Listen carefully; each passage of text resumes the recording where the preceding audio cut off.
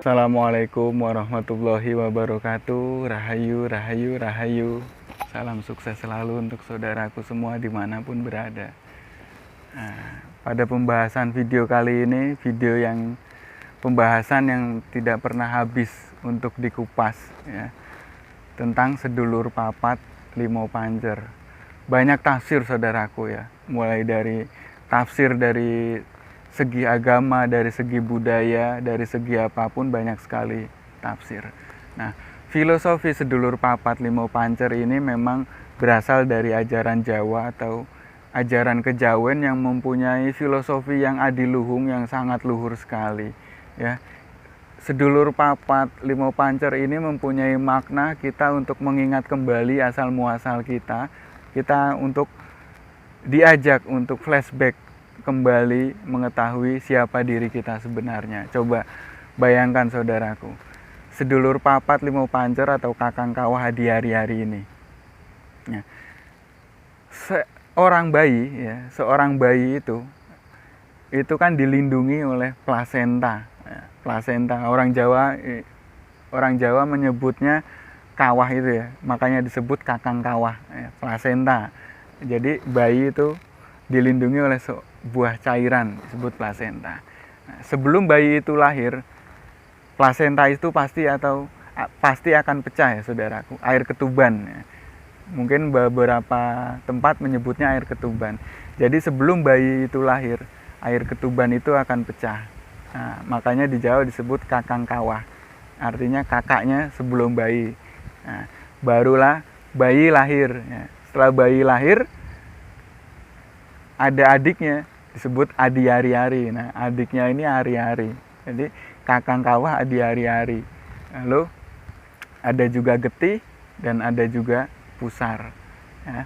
Keempat saudara itu di filosofi Jawa ya, itu kan plasenta, lalu ari-ari, getah itu getih ya, getih itu darah lalu pusar itu ini.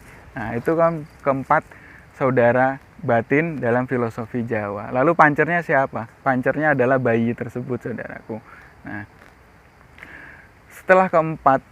setelah bayi itu lahir dan diikuti oleh keempat saudaranya, saudara yang tadi getih, pusar, plasenta dan ari-ari itu hilang ya. Dia hilang dari muka bumi atau hilang dari pandangan mata. Tetapi dalam kepercayaan Jawa atau kejawen, keempat tadi tidak hilang. Dia menjadi gaib atau menjadi batin. Nah, makanya disebut dengan sedulur empat, ya, saudara empat. Ya. Limo pancer, pancernya adalah diri kita atau bayi tersebut. Nah, flashback itu adalah mengingatkan kita sebagai manusia untuk kembali mengingat ya, ajaran untuk kembali mengingat dari mana kita berasal ya, dan akan kemana nanti kita pulang.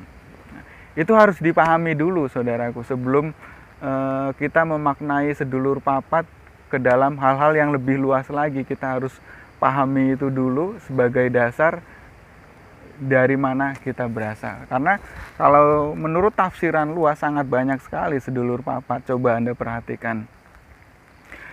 Di dalam Islam ada 4 malaikat, Jibril, Mikail, Israfil, Izrail. Ada 4 sahabat Nabi.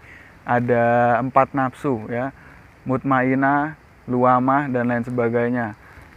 Begitu juga dengan elemen alam semesta ini ada 4, air, api, udara dan tanah. Begitu juga di bumi ini ada 4 arah, timur, barat, utara dan selatan. Kenapa semuanya ada 4 ya? Nah, di sini kan ada rahasia tersembunyi. Semuanya seolah-olah didukung dengan 4 ya, 4 penjuru, 4 elemen, 4 nafsu dan lain sebagainya, banyak sekali. Lalu pancernya ada pada diri kita, ada pada diri manusia. Itu artinya kita disuruh untuk berdamai dengan keempat saudara kita. Kita disuruh untuk mengajak bekerja sama kepada 4 saudara batin kita. Siapa 4 saudara batin kita? Yaitu tadi, bisa keempat nafsu di dalam tubuh kita, coba berdamai dan ajak dalam kebaikan. Bisa 4 elemen yang ada di dalam tubuh kita, air, api, udara, dan tanah. Ajak mereka untuk berdamai bersatu untuk melakukan kebaikan.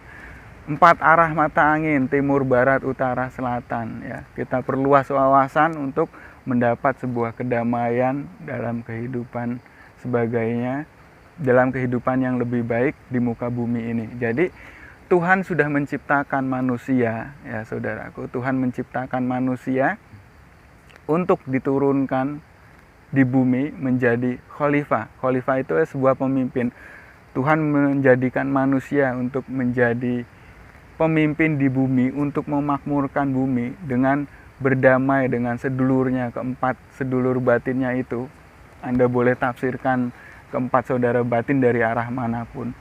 Untuk memakmurkan bumi, ya, untuk memakmurkan alam semesta ini, ya, dan tidak hanya untuk manusia saja, untuk berbagai macam lapisan dimensi, baik dimensi jin, hewan, tumbuhan, dimensi frekuensi, dan banyak lain sebagainya. Ayo saudaraku, ajak keempat saudara batin Anda untuk berdamai dengan diri Anda, untuk bekerja sama dengan Anda, untuk memimpin bumi ini, untuk memimpin semesta ini, agar menjadi lebih baik, dan lebih baik lagi.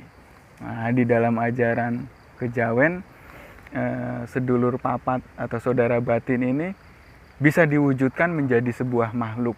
Ya, lalu diajak komunikasi, diajak sharing.